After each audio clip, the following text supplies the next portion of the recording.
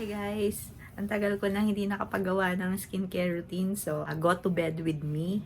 At ito ang aking current skincare routine. So, kasi shower ko lang. Isip ko lang na matagal ko nang hindi nakapagawa ng nighttime skincare routine. Parang years na din, no? A year na ba? Or more than na ako nakagawa. So, ito yung current nighttime skincare routine ko ngayon. Combination skin talaga ako, pero mas more na hydration talaga. More ako into now, at saka syempre yung firm, yung resilience, di ba?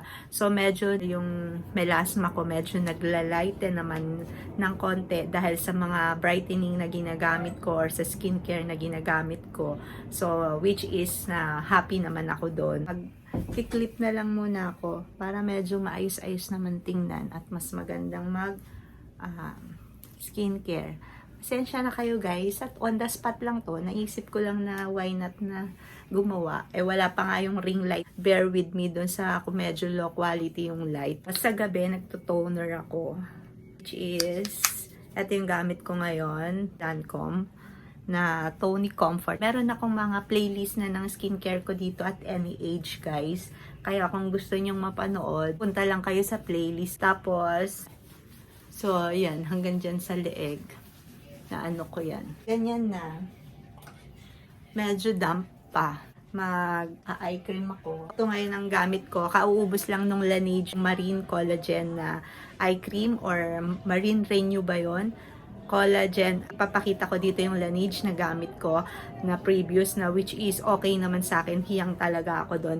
Kaya lang since pinadalhan ako ni Happy nitong mga Kate Somerville, kung makikita nyo sa TikTok guys, sa mga unboxing ko, doon ako nagpapakita ng mga kung ano yung mga bago kong product na gagamitin pa lang. So i-follow nyo ako sa TikTok para mas updated kayo. So ito yung Kate Somerville Lifting Eye Cream. So ito yung 1 week ko palang gamit ng aking current na eye. So sa umaga, yun pa rin ang gamit ko. Punta kayo doon sa aking sa TikTok din, gumawa ako ng day skincare routine ko doon. So wala lang siya nung parang sa Laneige ko at sa Lancome na parang may ganon, pero okay naman. At saka parang hiyang din naman ako dito.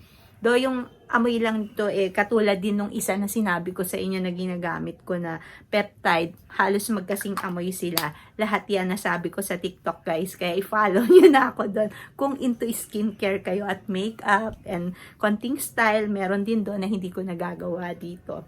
Na medyo dito na ako naglalagay kasi yun daw dapat ang paglalagay, pero dyan pa din as in yung eyebrow ko nakatulong naman. Lip balm pa rin. Since nandito ako sa bahay, hindi ko nakakalimutan tong spatula.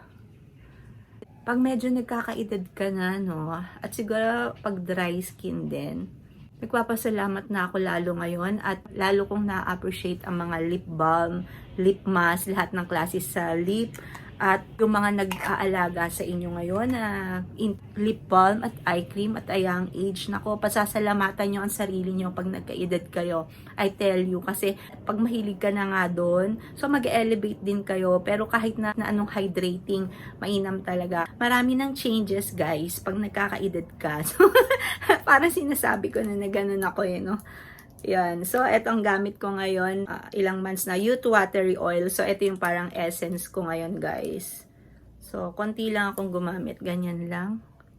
Minsan, binabawasan ko pa yan. Yan, ganyan. Tapos, yan.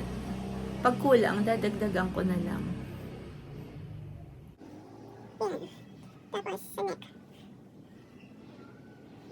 Gustong-gusto ko itong ginagamit kasi watery oil literal na hindi naman siya sobrang oil na oil sa mukha mo. Tapos ang gustong-gusto ko sa kanya, mabilis lang na-absorb agad siya ng skin. Parang iniispa ka talaga. Dito, literal. Yung amoy niya, gusto ko. Tapos dito sa neck. Tapos ito guys, simula nung ginamit ko to, eto na yung time na kung sa inyo sa morning iba naggaganto, ako sa gabi sa may ganun nga ako yung ginagamit ko ng Guerlain. Eto na ang time na parang gusto ko ng pag magpapahinga ka, di ba? Parang gusto mo namang ma-relax. So ito yung ginagamit ko sa gabi.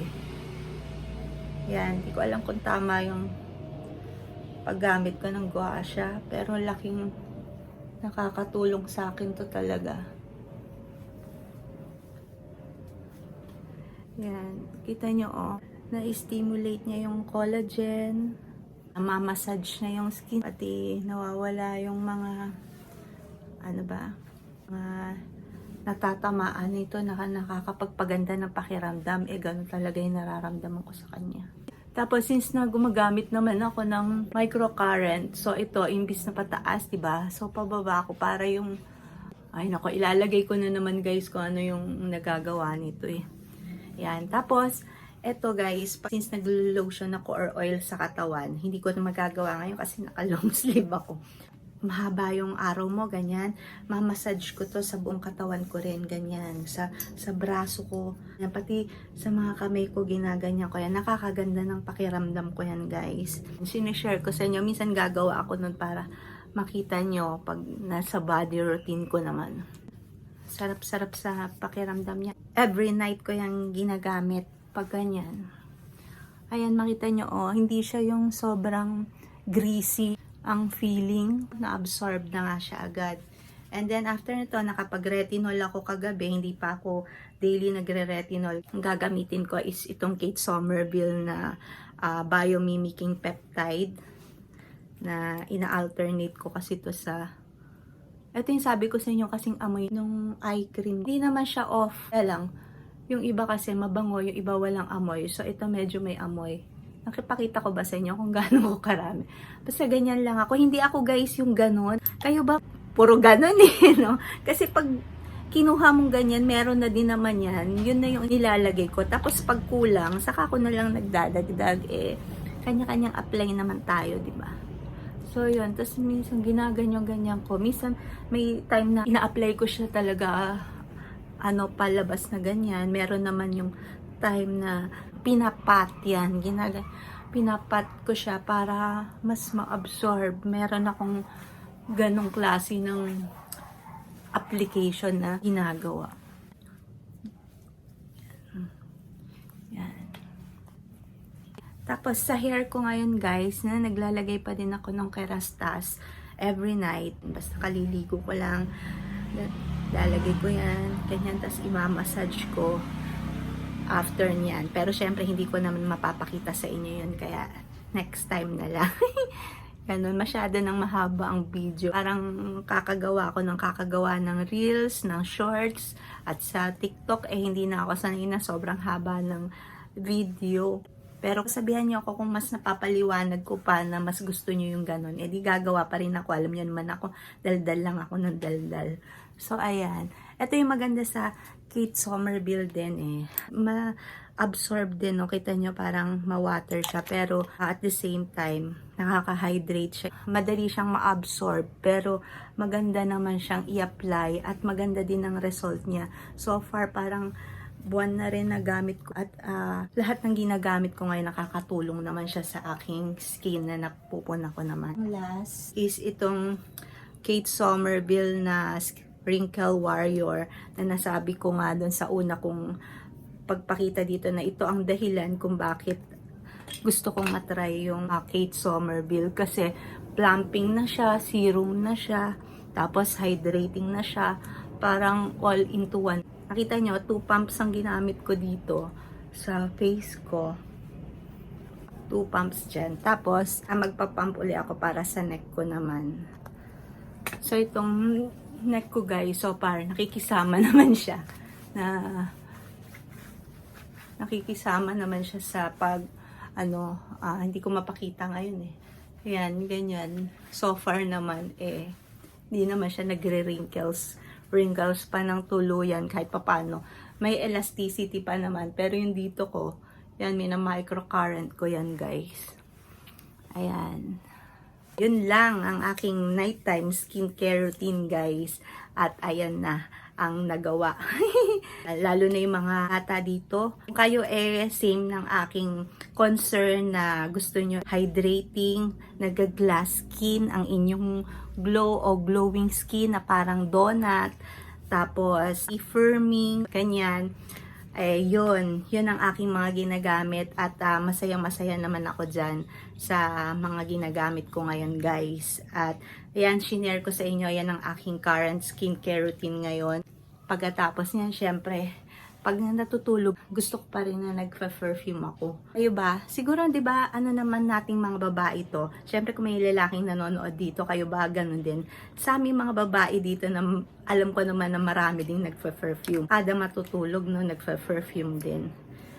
Para masarap sa pakiramdam, di ba? Tapos, syempre, i-spray ko to sa body ko na hindi ko naman na ipapakita dito. Ginagamit ko ngayon is itong Estee Lauder na Beautiful Belle. Ayan, mabango naman siya. Yun lang guys, ang aking nighttime skincare routine. Nako, happy naman ako na i-share ko ulit ito sa inyo, no? Dahil matagal-tagal na din na hindi ako nakakapag nighttime skincare routine. Kayo, ano naman ang mga bago sa mga routine nyo? Kung gusto nyo mga gantong klaseng content, mag-like lang kayo sa video para malaman ko kung ano yung mga susunod na gagawin ko. At kung meron kayong gustong gawin ko, i-comment nyo lang para makagawa din ako ng ganun. Okay guys, thank you so much for watching. You can follow me on Instagram at Audrina Julia. Like my page sa Facebook, Window of Happiness, at sa TikTok, Window of Happiness. Thank you so much guys, at mag-subscribe kayo kung hindi pa kayo nagsusubscribe. Bye!